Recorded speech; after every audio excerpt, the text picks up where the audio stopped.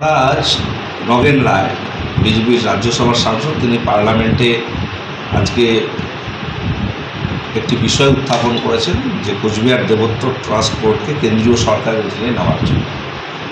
আমার বক্তব্য হলো যে দেবত্র ট্রাস্ট বোর্ড পশ্চিমবঙ্গ সরকারের নিয়ন্ত্রণাধীন এবং অত্যন্ত সুচারুভাবে দেবত্র ট্রাস্ট বোর্ড পরিচালিত হচ্ছে।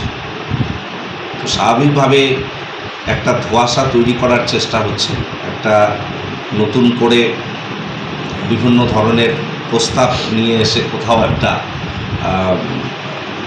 এই কোচবিহারকে আলাদা করার প্রক্রিয়াকরণের দিকে এগোনোর একটা প্রয়াস আমরা লক্ষ্য করতে পারছি। এবং আমি অনন্ত মহারাজ বা নগেন রায়কে অনুরোধ করব বা বলবো যে আপনি কোচবিহারের যে সমস্ত বিষয় কেন্দ্রীয় সরকারের অধীনে রয়েছে, অর্থাৎ কোচবিহার রাজবাড়ি আদি আর্কিওলজিক্যাল সার্ভে অফ ইন্ডিয়ার অধীনে রয়েছে, রাজপাট ঢিবি যার খনন কাজ ইন্দিরা গান্ধীর আমলে হয়ে যাওয়ার পর আর এখনও পর্যন্ত হয়নি, যেটা কেন্দ্রীয় সরকারের অধীনে রয়েছে, এই বিষয়গুলোর উপর নজর দিন।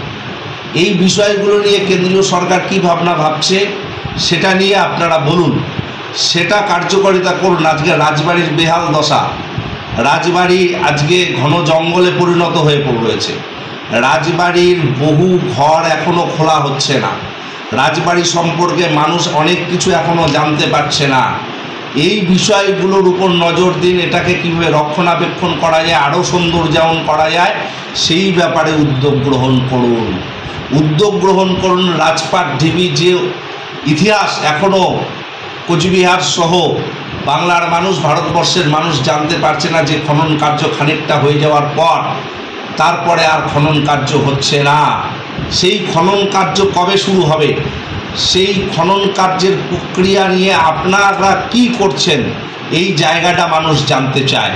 যে বিষয়গুলো রাজ্য সরকার অত্যন্ত সুন্দরভাবে করছে, সেগুলো বিষয়ের উপর আপনারা হস্তক্ষেপ করে একটা জটিলতার পরিস্থিতি তৈরি করবার চেষ্টা করছেন, কোথাও আপনাদের নিজেদের স্বার্থ চরিতার্থ করার চেষ্টা করছেন।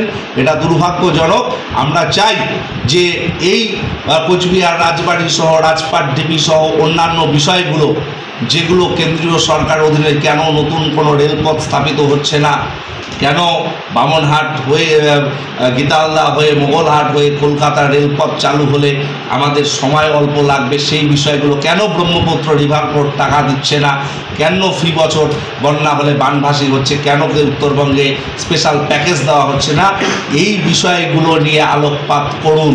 আমরা চাই এরকম বিতর্কিত কথা বলে বা বিতর্কিত বিষয় উত্থাপন করে ফেডারেল স্ট্রাকচারে একটা নতুন করে জটিলতা তৈরি করা, রাজ্য সরকার যেগুলোকে নিয়ন্ত্রণ করছে সেগুলোর মধ্যে আপনারা কেন্দ্রীয় হস্তক্ষেপ চেয়ে একটা জটিলতার পরিবেশ তৈরি করবার চেষ্টা করছেন। এটা অত্যন্ত দুর্ভাগ্যজনক।